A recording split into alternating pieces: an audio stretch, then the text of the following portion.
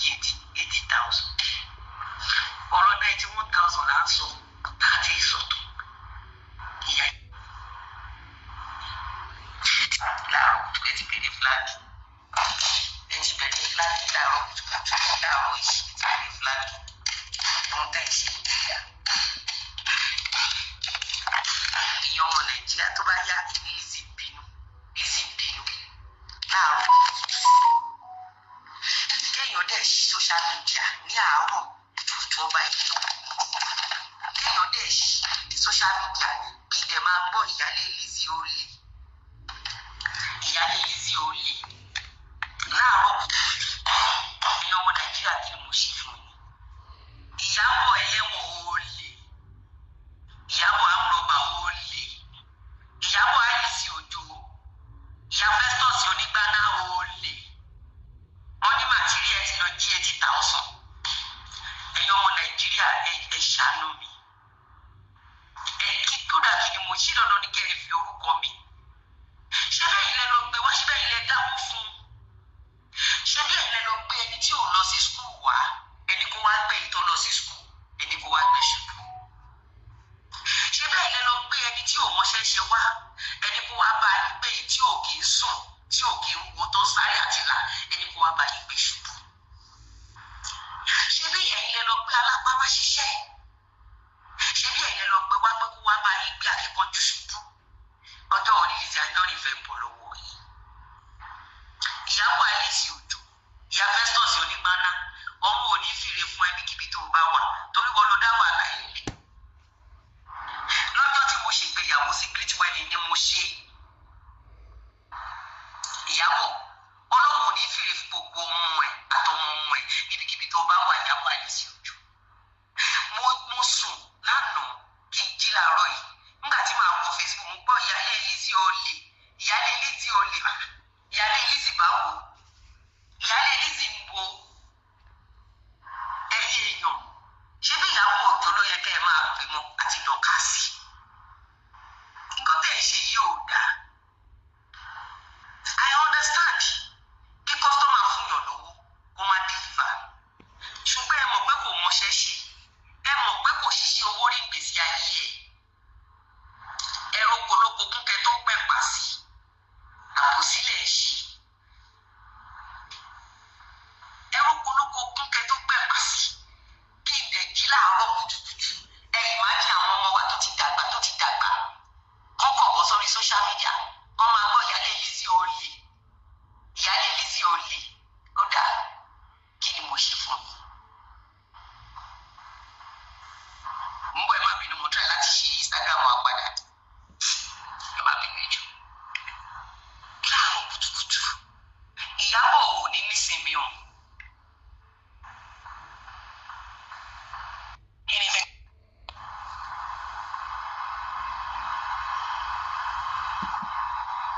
Fọlá Ìyábọ̀ Òjó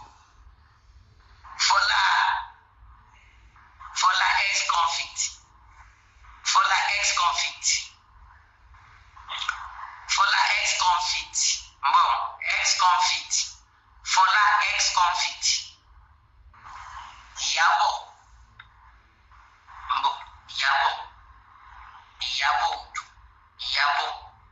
Òjó ìyá Festus onígbáná ìyá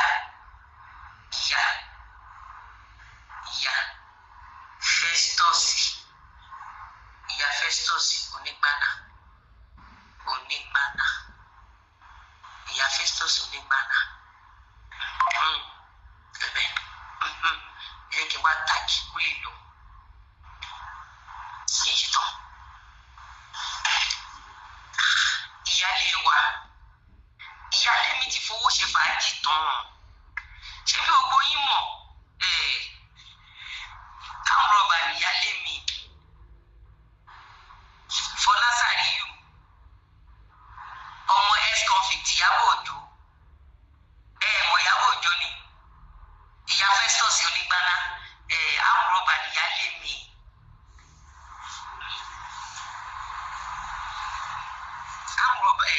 àmúrọ̀bà ni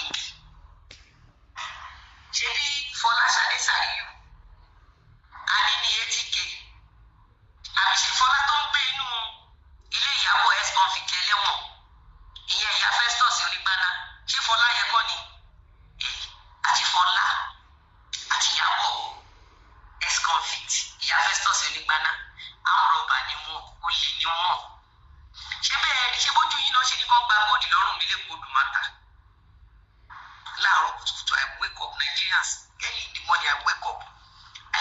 phone. I wanted to make calls. And this Facebook just came in. Listen to what happened. This early in the morning, first thing, they hear this thing.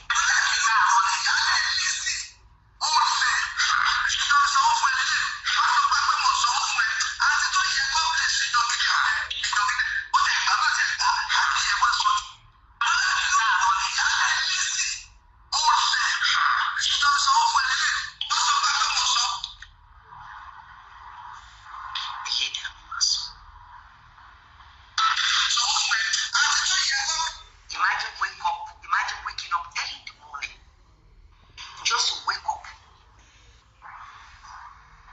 Ìyálé Lizzy Olè.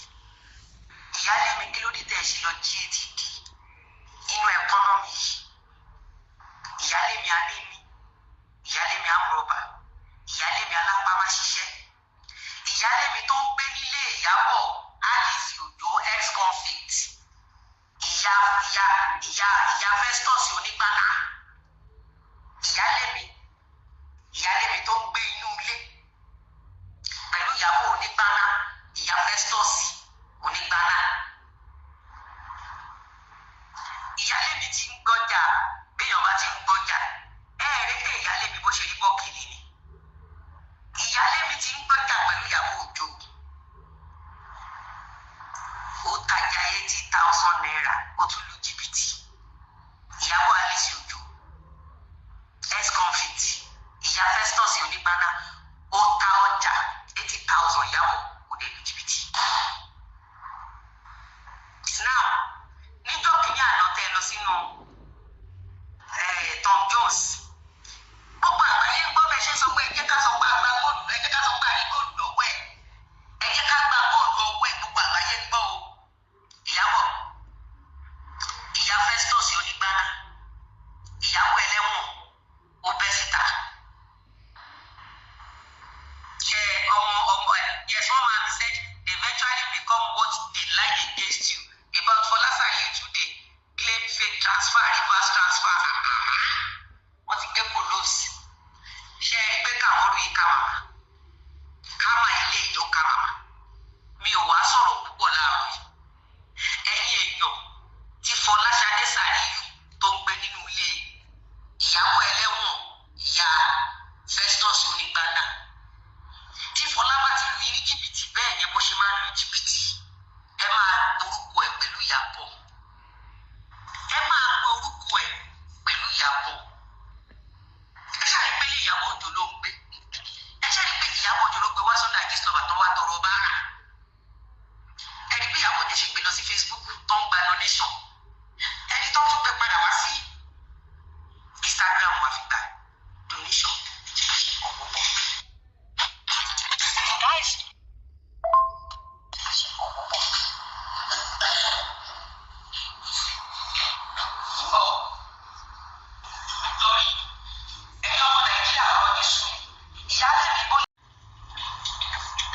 Ìyálé mi tó ń gbénú ilé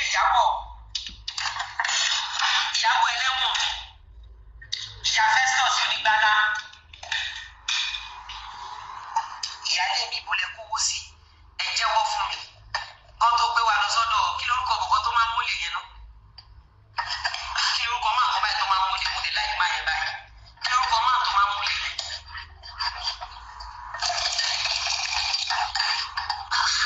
Yorùbá. Kí ló dé tẹ̀ ṣe wá orúkọ Ìyábọ̀? Kí ló dé ṣe tí wá orúkọ ìjọ òní lè sì fẹ́ bọ́ lọ́wọ́ gbogbo yìí? Ìyálé mi, kí ló dé tẹ̀ ṣe mú orúkọ burúkú sórí àwọn ọmọ yìí? Good morning, Amen. Please just leave this. My blog will leave Tani. Ire o wa máa lọ lẹ́yìn. Leave Tani. Ìyálé mi bolẹ̀ kó àtàkọ́rọ́. Ìyálé mi ìbolẹ̀ kó owó sí ká tó dọ́dọ̀ àtàkùn. Ẹ ti jalè, ẹ̀yin àti Ìyábọ̀ Alice Ojo ti ṣàwùrọ̀bà. Ẹ ti jalè, ẹ ti gbowó lọ́wọ́ orí aláìṣẹ̀. Ní Nàìjíríà of today, èèyàn ṣiṣẹ́ with 1,000, 2,000, ó dẹ̀ tún yọ lórí 80,000. Wọ́n wá kó fún yín pé àwọn fẹ́ ra ọjà ní Nàìjíríà of today. Bó tiẹ̀ ti lè jẹ́ pé gbogbo over 1 billion tó ń fi ṣẹ̀dá ayé pa ìyálé mi ìyálé òfò, ìyálé òṣì, ìyálé olórí burúkú ẹlẹ́nu bí òbó màálù, ìyálé ẹ̀sìn, ìyálé tí ò lóko. Fọlá amúrọ̀bà olè àní social media. Ọpẹ́lọpẹ́ pé mò ń pariwo pé wọ́n fẹ́ fi mí gba bára ìrọ́nà pa. Ọpẹ́lọpẹ́ Àdàbí Promax tí mò ń pè lójoojúmọ́. Òun náà fi gbọ́ngbọ́n kan lọ máa fi social media sọ pé àwọn ń tajà. Kí ni mò ń wọ̀n gbogbo yín fún pé kẹ́ ẹ má ṣe? Kí ni mò ń wọ̀n mi fún pé kẹ́ ẹ má ṣe? Mo ní ẹ má patronize ẹnu iṣu. Ìyẹn Fọláṣadé Sàríù.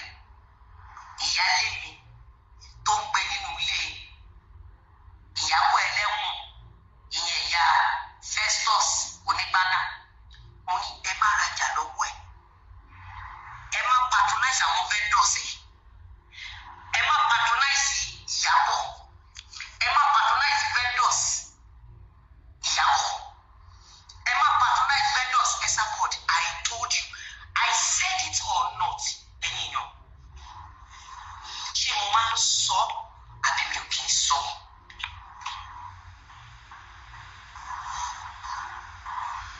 Olórí burúkú ìyálé mi Fọlá tó máa mọ sàárè àwọn ọmọ ẹ̀ tó ń gbé nínú ilé Ìyábọ̀ Àlìsí Òjó tọ́lọ́ máa fi kú ọmọ dàlámù tọ́lọ́ máa fi kú ọmọ ṣe ẹ̀bùn fún. Kí ni mo rà nígbà yín? Kí ni mo rà nígbà yín? I built my name pẹ̀lú àìjẹ àìmú àìsàn ni mo fi build orúkọ mi. I built my name when I was less than 5 years ni mo ti build orúkọ mi bọ̀. Gbogbo àti kékeré mi tí ò bá ṣe ojú gbogbo yín gẹ́gẹ́ bí onítíátà ẹ rí ìgbìyànjú mi wípé kò sí ẹni tó ní ìgbìyànjú tó mi. Kò tí sí pé ní age group mi yé fún àwọn tá a jọ ṣiṣẹ́ tíátà pé kéèyàn mú iṣẹ́ okòwò mọ iṣẹ́ tíátà kò tí sí ẹni tó ní ẹnájì mi. Mo wá ṣe wàhálà yẹn títí tí bẹ́ẹ̀ bá tiẹ̀ bẹ̀rù wàhálà yẹn. Ó yẹ kẹ́yìn náà rántí pé ẹ bímọ. Tẹ́ bá wá rò pé ẹ̀yin ò bímọ, ó yẹ kẹ́ ẹ rántí pé ẹ ṣì máa bí. Tá a bá sọ pé òkè ẹrù ráyé pé bẹ́ẹ̀ lè bí, ó yẹ kẹ́ ẹ máa rántí pé ẹ máa ra ọmọ. Ká wá sọ wípé òkè ẹrù ráyé pé ìkọ̀kọ̀ tó dẹ̀ ò lè ṣẹlẹ̀ sí i. Ó yẹ kẹ́ ẹ rántí ọjọ́ tẹ́ ẹ ti ń raṣọ. Kẹ́ ẹ wá rántí ọjọ́ kan tó jẹ́ pé ayé ló máa dáwọ́ jọ ra aṣọ fún yín.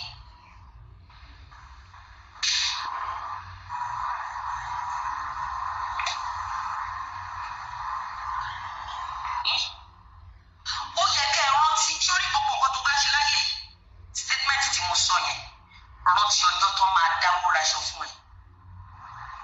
Aṣọ yìí ò kí ń pọ̀ rárá. Tó bá jẹ́ pé mùsùlùmí wọ́n lè ra ọ̀pá 10 aṣọ tó jíìpù jù ní láyé. Aṣọ tó jíìpù jù ní láyé. Kò sí ẹ̀yà tó máa ń ra aṣọ yẹn, wọ́n máa rà á fún ni. Tó o bá ti wá ní nílẹ̀, wọ́n máa wọ̀ fún ẹ ní. Rántí ọjọ́ tó máa wọ aṣọ fún ẹ. Èrè kílẹ̀ ń rí gbà láti gbé àmbásẹ́dọ̀ fún Fọlá, fún Ìyábọ̀ Òjó, fún Esabod àti gbogbo àwọn èèyàn tó ń ba ayé èèyàn jẹ́. Èrè kílẹ̀ ń rí gbà nínú àti gbé àmbásẹ́dọ̀ fún wọn. Ẹ̀yin tẹ́ wá patronize àwọn tó ń gbé àmbásẹ́dọ̀ fún wọn kí lè rẹ yín níwájú ilẹ̀ níwájú Ọlọ́run lọ́jọ́ tó máa wú ẹ̀yin nìkan tẹ́ẹ̀ lè gbé ọwọ́ tẹ́ẹ̀ lè gbé ẹsẹ̀ lọ́jọ́ tó jẹ́ wípé èèyàn kan ló máa gbé yín bí wọ́n ṣe gbé yín lọ́jọ́ tó bí yín èèyàn kan ló máa wẹ̀ yín bí ọjọ́ tí wọ́n kọ́kọ́ wẹ̀ yín tẹ́ ẹ̀ mọ ẹni tó wẹ̀ yín ọjọ́ tó máa dáṣọ ìkẹyìn sí yín lọ́rùn. Kí ló dé tí ẹ̀yin ò kọ́ ṣẹlẹ̀ wò pé no aburú ló ṣẹlẹ̀ yìí ẹni tó ń ṣàbúrú fún ẹ̀ṣẹ̀ wo ló ṣẹ̀ yín nínú kọ́lọ́fì ọkàn yín. Gbogbo yín tẹ ló ń patronize Fọlá, Ìyábọ̀, Esabod bàbá tó ń gbé àmbásẹ́dọ̀ fún àtẹ̀yìn tí ẹ̀ ń patronize àwọn tó ń gbé àmbásẹ́dọ̀ fún. Mo ti sọ fún yín gbogbo ìwà tó ń wù yẹn àjọ ni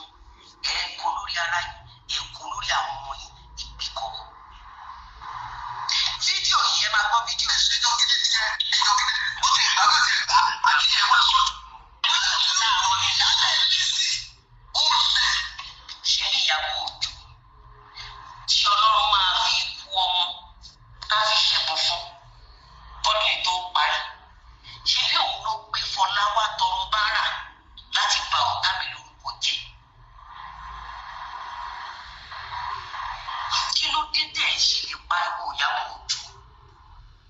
Ṣé èmi ni mo present Fọlá fún yín? Nítorí spiritual consequence lórí yín àti lórí àwọn ọmọ yín, ojoojúmọ́ ni mo sọ fún yín pé ẹ má rajà lọ́wọ́ Fọlá, ẹ má rajà lọ́wọ́ Ìyábọ̀, ẹ má rajà lọ́wọ́ Ẹsábọ́ọ̀dù, ẹ má rajà lọ́wọ́ ẹ̀dá tó wá sórí social media láti ṣe ìkà fún yàn, ẹ má patronize àwọn vendors tó gbé ọjà fún wọn. Why calling my name? I'm not blaming you for calling my name. Ẹ̀yin dẹ̀ kọ́ ni mo ń ṣépè fún. Ìyábọ̀ Alice Òjó òun lẹ́ni èpè tí ọ̀run máa fi kú ọmọ dáa lóró lójú ẹ̀mí ẹ̀, tí Ìyábọ̀ Alice Òjó ọmọ Olúbùnmi tí ò ní rí ọmọ buyẹ̀pẹ̀ sí lójú, tí ọ̀run máa fi kú ọmọ ọmọ ṣe ẹ̀bùn fún.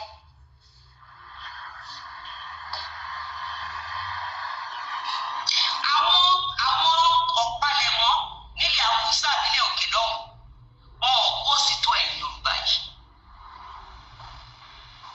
I keep telling you. I keep telling you.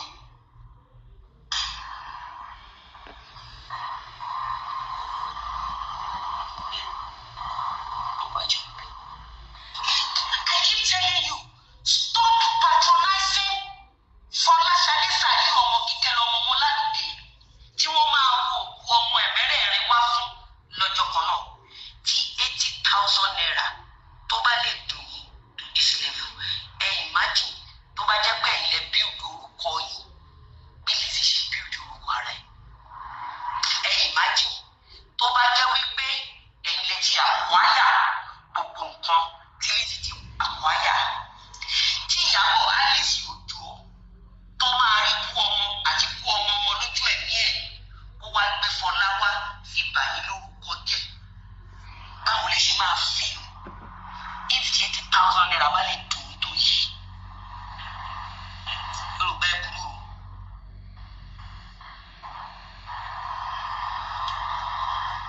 Yorùbá ẹ burú gan. Yorùbá ẹ burú gan. Ṣé wọ̀nyẹ millions tí Ìyábọ̀ àti Fọlá àti Ẹsábọ́ọ̀dù, ṣé wọ̀nyẹ millions tó tó èèyàn ṣe oríire tí wọ́n ti gbé wa ná láì ṣẹ̀wọ̀ láì rò wọ́n. Ìyẹn Ìyábọ̀ tí Ọlọ́run máa fi kú ọmọ dá lóró, tí Ọlọ́run máa fi kú ọmọ ọmọ ṣe ẹ̀bùn fún. Ìyẹn Ìyábọ̀ tí Ọlọ́run máa jẹ́ kí gbogbo ìṣẹ̀dá tó ràn ọ́ lọ́wọ́ kí wọ́n padà ráre wù.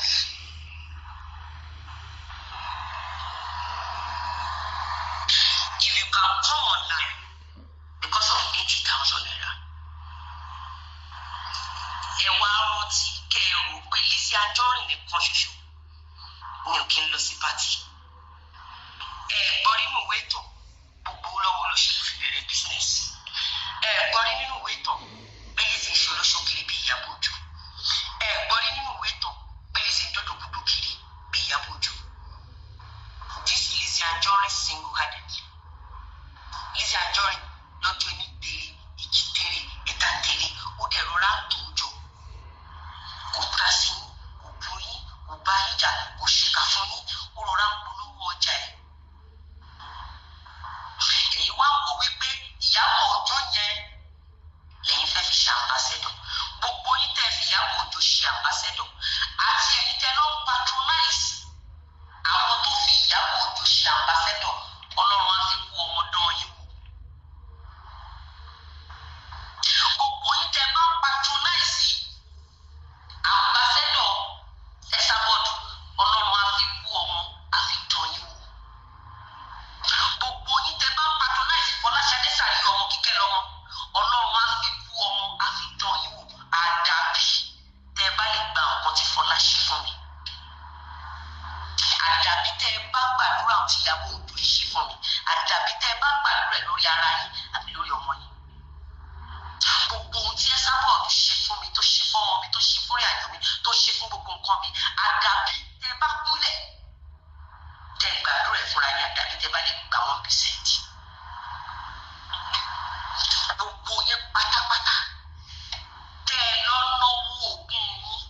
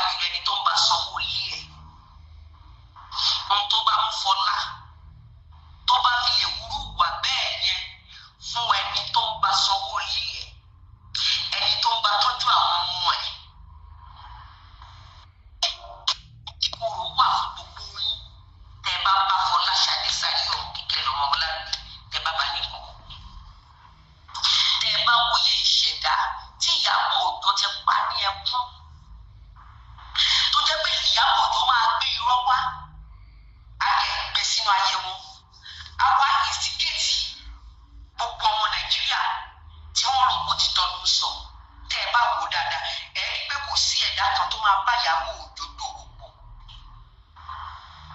tí kò ní gba ẹ̀bùn ikú òjijì lórí gbogbo ọmọ tó kárí jáde àtọmọ ẹ lọ wò dáadáa. I keep warning you guys. Ẹ jẹ́ ká sọ Yorùbá community di conducive environment. Tó o bá fẹ́ tajà títí ẹ tí n bá fẹ́ ta tèmi kí n ta tèmi. Mi ò nídìí láti rò pé kí n gbé èèyàn kan ṣubú kí n tó dìde. Fọláṣadé Sàlíù ọmọ Kíkẹ́ lọ́mọ Ọmọláńdé. Wọ́n máa tó sọ 80,000 naira fún ẹ bó o ṣe ní lára ọ̀run á ní ẹ lára. Àti rí owó ní Nigeria of today kì í ṣe kékeré.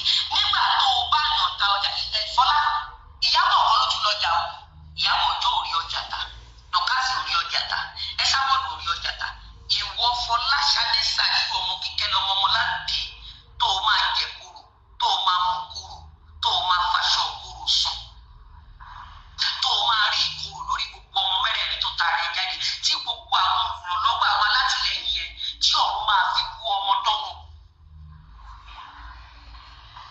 O ṣalágbàtà ọjà 80,000 naira tí. O ṣalágbàtà ọjà 80,000 naira. O ṣalágbàtà ẹ̀ tí. Ngbà tó ọ̀ka bra the same thing you do to a lot of people. But because some of them nítorí wípé mi ò ṣe wọ́n mi ò rò wọ́n decide to be my enemy. Ọ̀pọ̀lọpọ̀ wọn kú ẹ̀ láṣìírí.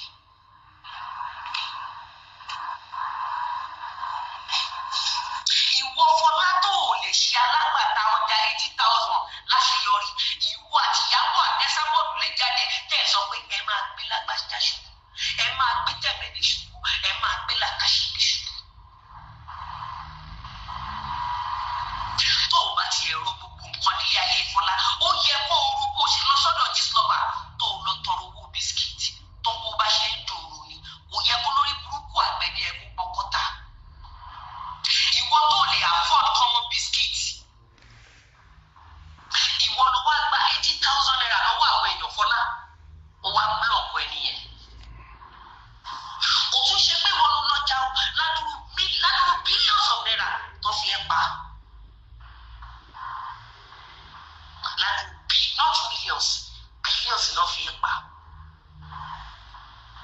Ṣé ti cash láwọn èèyàn donate ní ká sọ ni? Àbí ti monetization? I need to gift. Yet, after 5 years of you going on social media on Gíslọ́bà, after 5 years of moving in with Ìyábọ̀ Alice Òjó tí ọ̀run máa fi kú ọmọ dá lóró.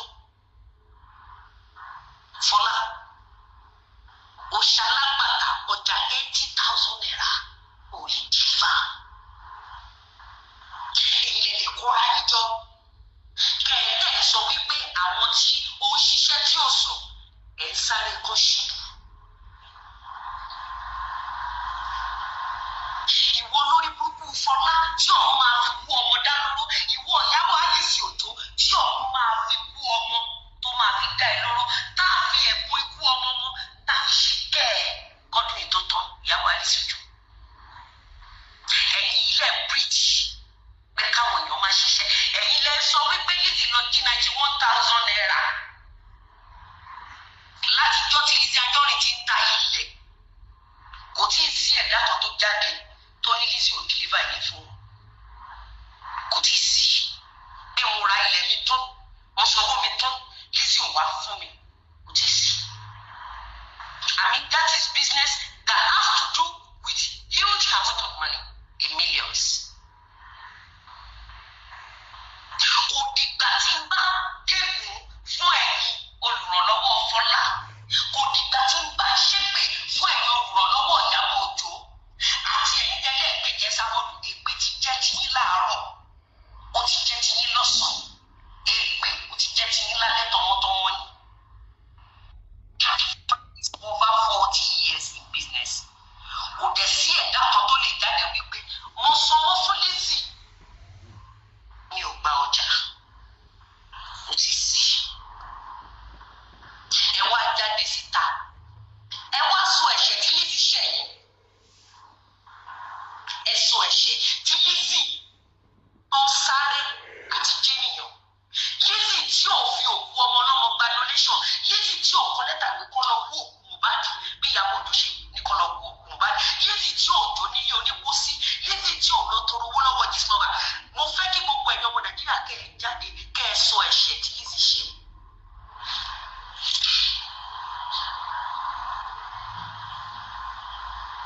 Ojú gbà mí tí fún ẹ̀yin Yorùbá lọ́jọ́ kìíní àná tẹ́ ẹ gbọ́ pé mo ṣe ìyàwó, ohun tí Ìyábọ̀ Òjó wá pẹ̀ntì fún yín lọ́dà Gistlover gbogbo yín náà tẹ̀lé. Ṣé ohun tẹ́ ẹ fẹ́, ṣé irú Fọlá ilẹ̀ ìgbàdúrà fọmọkùnrin tí yín kù sí? Àbí èwo nínú yín ló gbàdúrà kí ìgbésí ayé ọmọbìnrin yín kó dàbí irú ti Fọlá yìí? Bẹ́ẹ̀ ọ̀pọ̀lọpọ̀ yín tẹ́ ẹ ní ọmọkùnrin tó jẹ́ wípé ọwọ́ obìnrin àjèjì ló ti máa gbé òkú àwọn ọmọkùnrin yín wálé. Ẹ sọ́pọ́tì Fọlá àti Ìyábọ̀.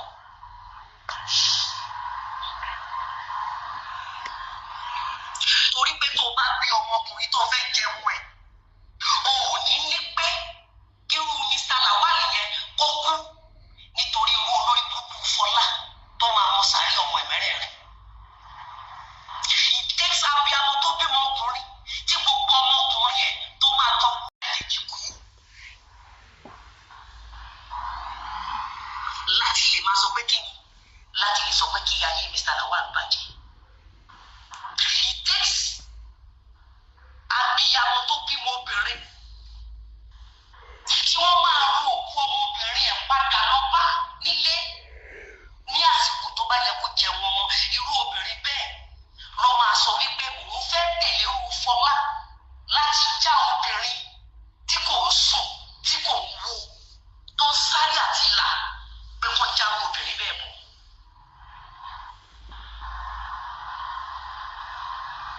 You were not supporting Fọlá. Point of correction. Ẹ̀yin tẹ́ ẹ pẹ́rẹ́ yín ní supporter Fọlá, support ẹ̀. Ègún àti èpè ló ń jà ní. Gbogbo ohun tẹ́ ẹ ṣe àjọ ni ẹ fi ẹ̀mí àwọn ọmọ yín kú.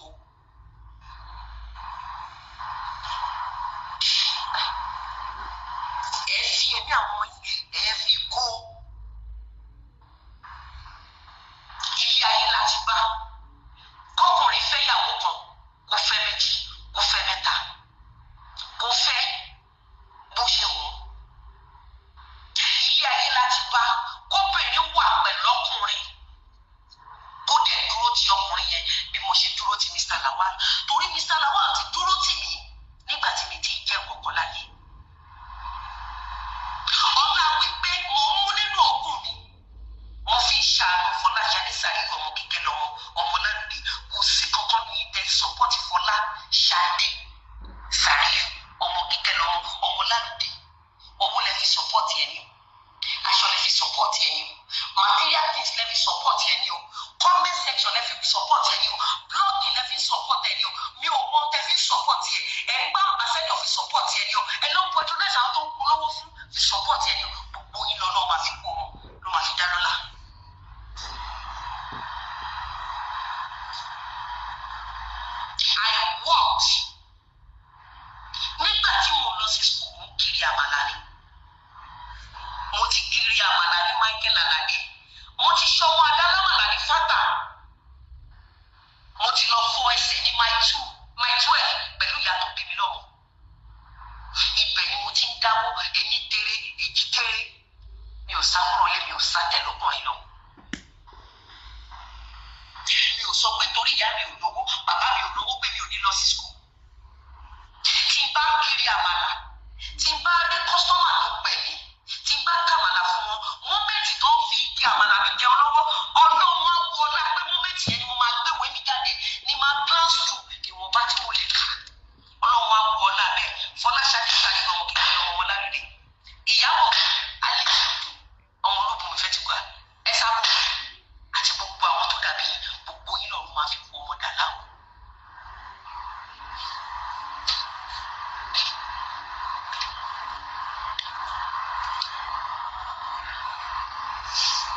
Gbogbo àdáwọ́lé yín kò ní yọrí sí rere.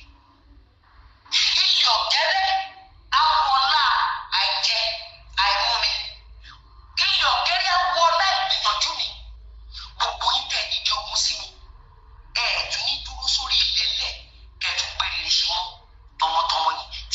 ràn yín.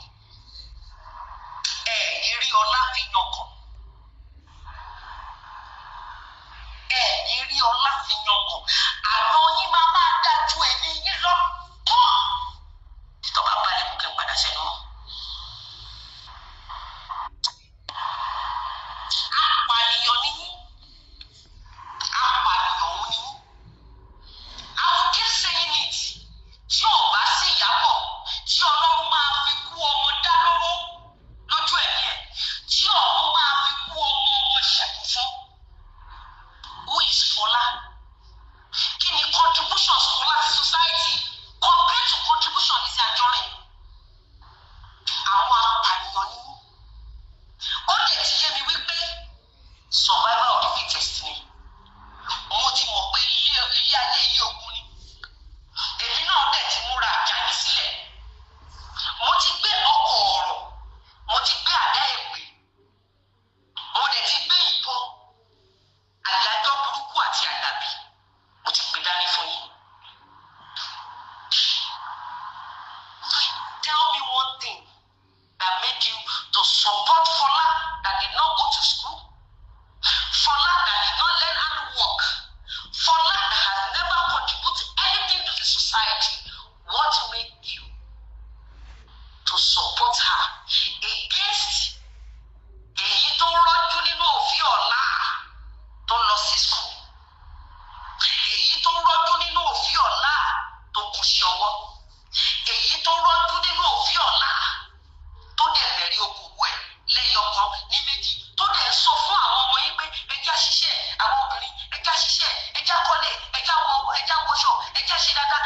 Ẹ sọ ẹ̀ṣẹ̀ tí yín sì ṣẹ̀yìn, ẹ sọ níwájú ilẹ̀. Mo ti dẹ́kun kan fún yín ní gbogbo ìgbà tẹ́ bá rìn lórí ilẹ̀. Ilẹ̀ ò ní dánwò fún yín. Ẹ yàgò owó. Gbogbo yín tẹ̀ sọ́pọ̀tì Fọlá. Gbogbo yín tẹ̀ sọ́pọ̀tì Ìyábọ̀ Àlìsù. Gbogbo yín tẹ̀ sọ́pọ̀tì Ẹ̀sà Bọ́ọ̀dù. Gbogbo yín pátápátá tẹ́ ẹ kóra yín jọ lórí èmi Lizzy Anjorin. Ẹ yàgò owó. Ẹ yàgò ọmọ. Ẹ yàgò ẹ̀mí gígùn. Ẹ yàgò àlàáfíà. Ẹni ẹlẹ́ni ló máa gbà ṣe é ṣe. Ìka ní ẹ̀yin Yorùbá, apànìyàn ni yín. That is the worst thing tí Rúmi lè bá yín support lórí social media. Èmi nítorí pé ẹni gíga ni mí, nítorí pé ibi gíga là yà àwọn ọmọ tèmi nínú owó, ọlá, ẹ̀mí gígùn, àlàáfíà.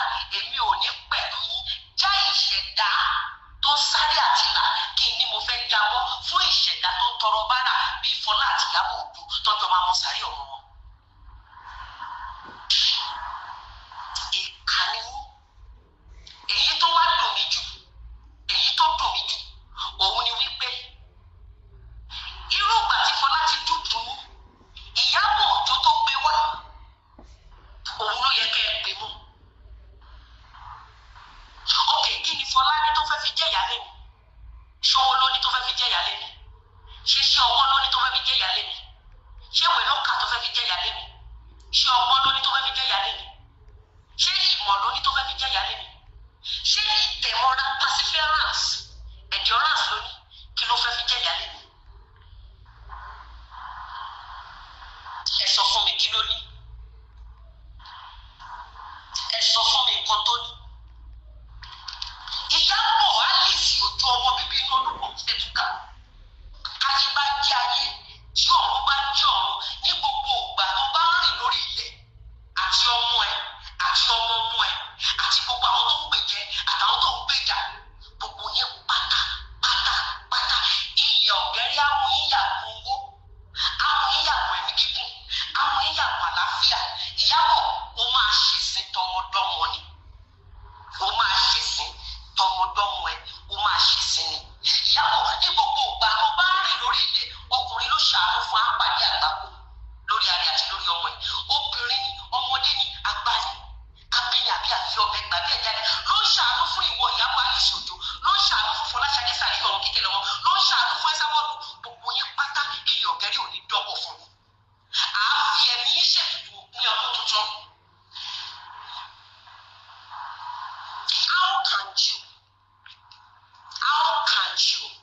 How can you bring down the one that is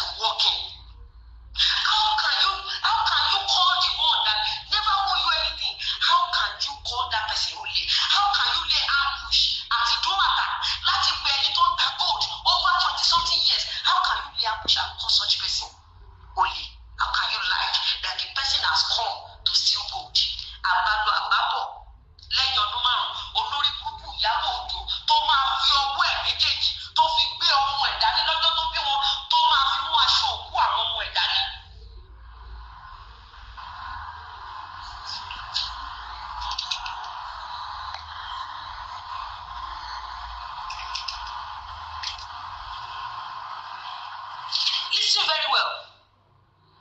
Listen very well. Èyí tó ń ṣiṣẹ́, ìjọ tí Ìyábọ̀ Òjó ti dá iléeṣẹ́ kí ni Ìyábọ̀ Òjó ti ṣe? Ìyábọ̀ Òjó tí Ọlọ́run máa fi kú ọmọ dá lóró, tí àwọn tó ní ilé ayé máa